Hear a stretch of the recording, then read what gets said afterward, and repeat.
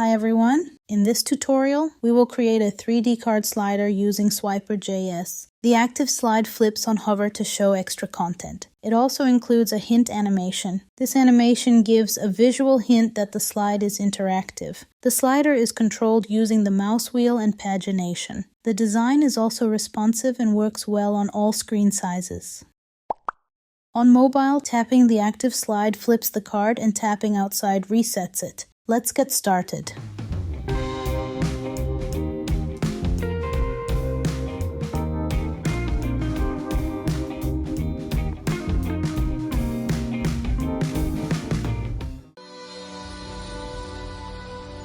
Let's begin with the HTML. First, we add the CDN links to include Swiper's functionality.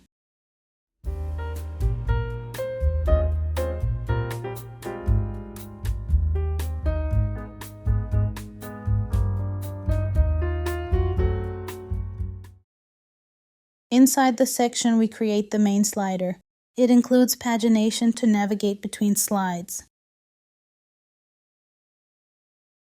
Each slide represents one card in the slider. The cover contains an image, an info area, and a back content. The same structure is repeated for all slides.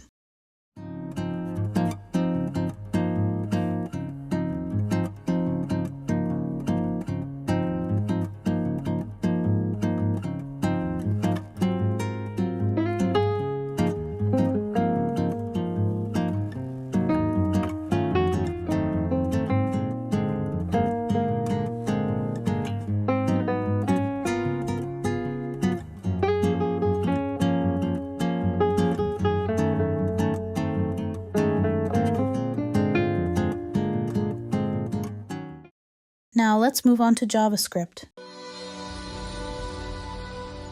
In this part, we initialize the slider and control its behavior. We keep the active slide centered. This is useful when using a custom slide width. We add space between the slides. The slide transition takes 1000 milliseconds. Clicking a slide moves the slider to that slide. This improves 3D animation performance. We enable mouse wheel control to scroll through the slides. We also enable pagination and make it clickable to change slides. Now let's move on to the CSS.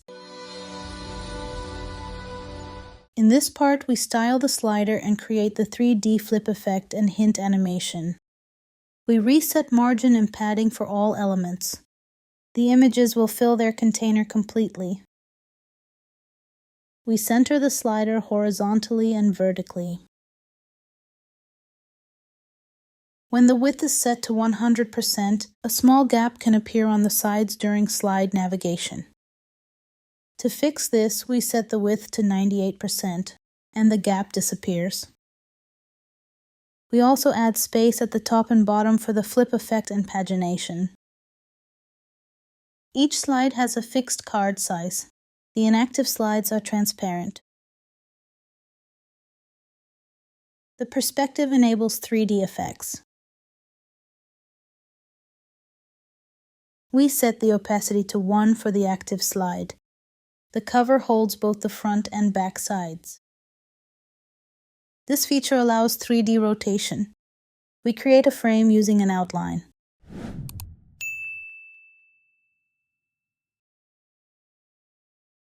We add a dark overlay to help the content stand out.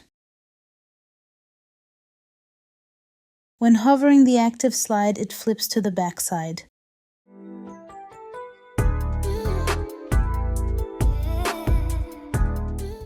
The info has a rounded shape for visual style.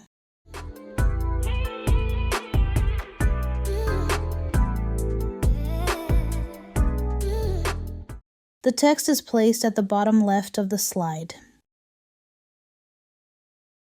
We add a positive Z index so the info stays above the overlay. When the card flips, the info area is visible, so we use translateZ to hide it on the back side. It is also hidden on inactive slides. When the slide becomes inactive, it fades out immediately.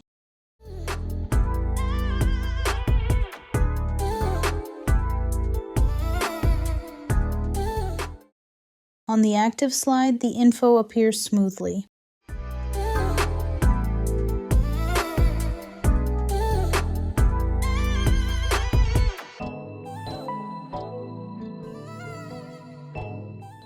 This moves the backside slightly backward. We add a dark overlay to improve text readability. The text is centered horizontally and vertically.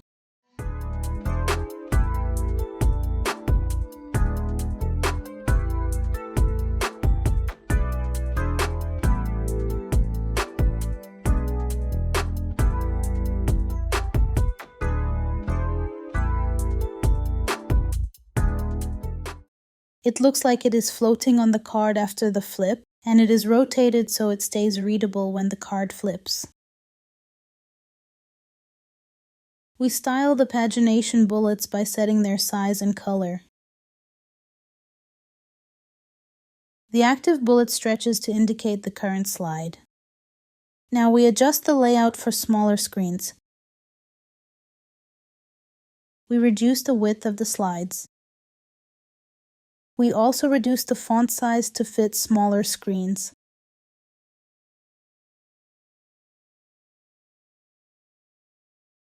The pagination bullets also scale down.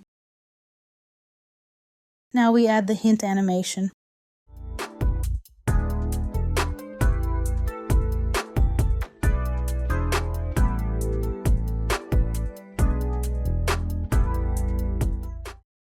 The card rotates slightly to create a visual hint. The animation runs when the active slide changes. The delay starts the animation after the slide transition finishes. Still, if we hover over the card before the animation ends, it can break the flip effect. To fix this, we use a JavaScript function. First, we get the active slide. This class triggers the hint animation. We also remove it to reset the animation. This way, the animation is triggered when a new slide becomes active. We set the timeout to cover the animation and its delay safely. This prevents hover from breaking the animation.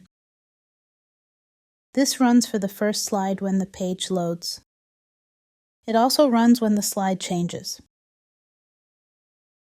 We apply this class only to the active slide.